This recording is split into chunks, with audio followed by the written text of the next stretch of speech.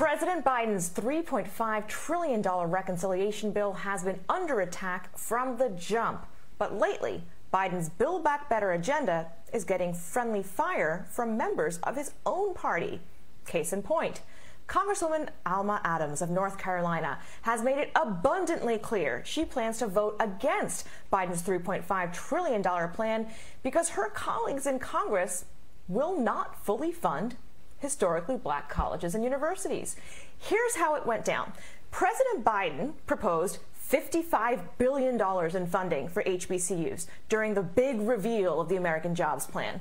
Well, the full budget request then goes to Congress to reconcile the request with Congress's choices. Now, Congress, which is in control of the Democrats, decides to only allocate a total of $30.5 billion.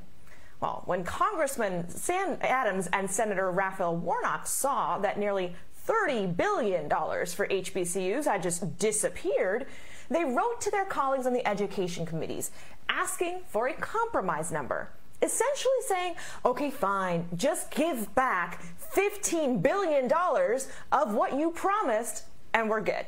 Well, no deal. To discuss how Congress decided to compromise on the backs of HBCUs, joining us now is the Senior Vice President of the United Negro College Fund, Lodriguez Murray, and President of Clark Atlanta University, Dr. George French, Jr. Welcome, gentlemen. Thank you for joining us. Let's start with you, Mr. President. What areas are HBCUs in the most need of funding right now? Well, thank you so much. First of all, we're looking at the infrastructure, with where the original comes. We're looking at building our STEM disciplines. We're looking at institutions that have been in existence for 150, 160 years. My institution since 1865. So we have serious infrastructure needs first, and then we're looking at research and development needs for the STEM disciplines so that we might help our country. And Mr. Murray, help us understand why so much of this conversation about HBCU funding is around the federal level. Like, how much is local politics at play when it comes to HBCUs not having the federal funds they need? Well, it's really all about the federal government's role. So historically, black colleges and universities are built upon the idea that at first, African Americans were not allowed to learn. It was illegal. And so when historically black colleges began right at the very end of the Civil War, that was it. They were begun to educate the progeny of slaves. You fast forward to today, and it's not just black students that are on the college campuses, but the thing you have to look at is the fact that these colleges are the best in the country at educating first-generation college students, and they're the best in the country at educating those that come from underserved backgrounds, economically disadvantaged backgrounds. And so if you look at all types of colleges and universities, compare them to HBCUs, educating those types of students, HBCUs win hands down. And so that is the reason, the investment. That's the reason why it's necessary to have the R&D funding at HBCUs. That's the reason why it's necessary to do away with the backlog of deferred maintenance. Historically black colleges and universities make an indelible impact on American society, not to mention the $15 billion a year economic impact, and that's looking at it at the lower scale.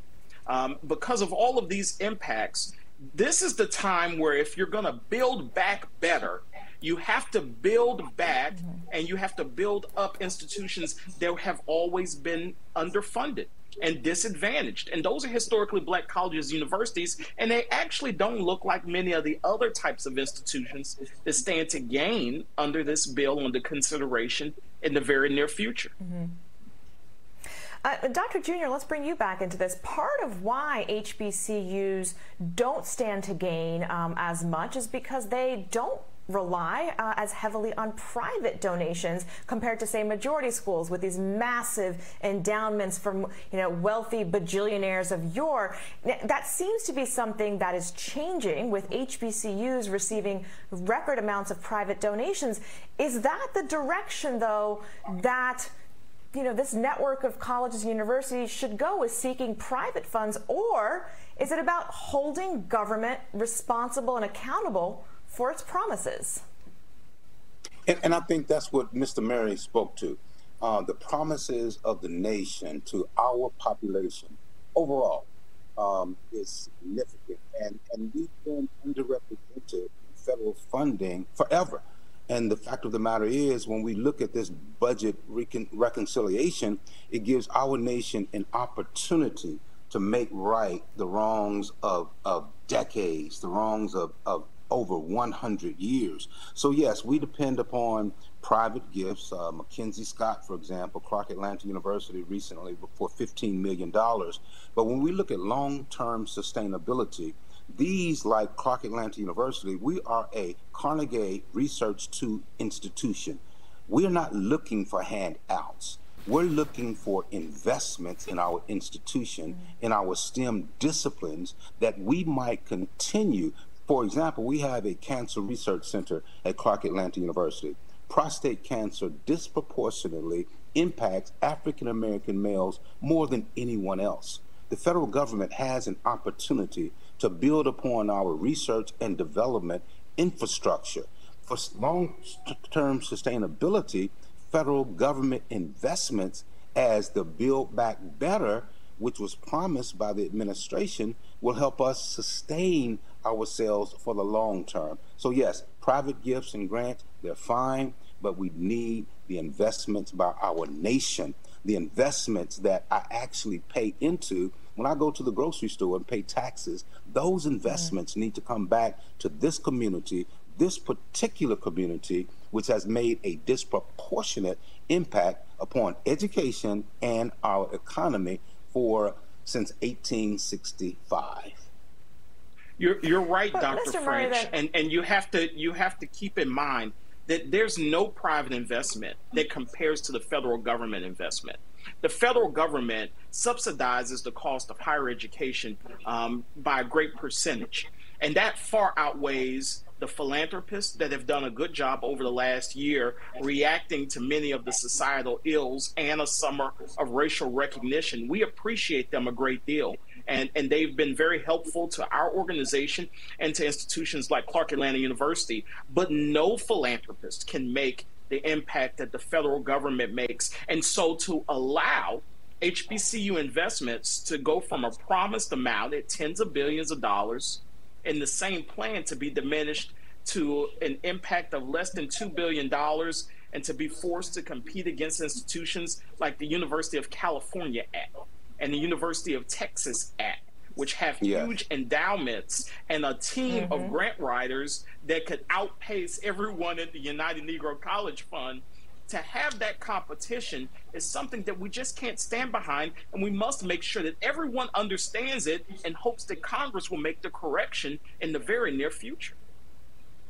Well, Lodriguez, let's stay with you for just a moment, because why is it so politically easy for Democrats to be the ones to compromise on these numbers when, their own party leader and the president asked for more?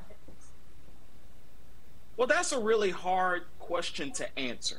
And I'm hopeful that everyone has the right intentions. All I can say is that Congresswoman Alma Adams of North Carolina has proven to be our champion. She's our heroine. And we appreciate her because she's willing to stake the most precious thing a member of Congress has, her vote.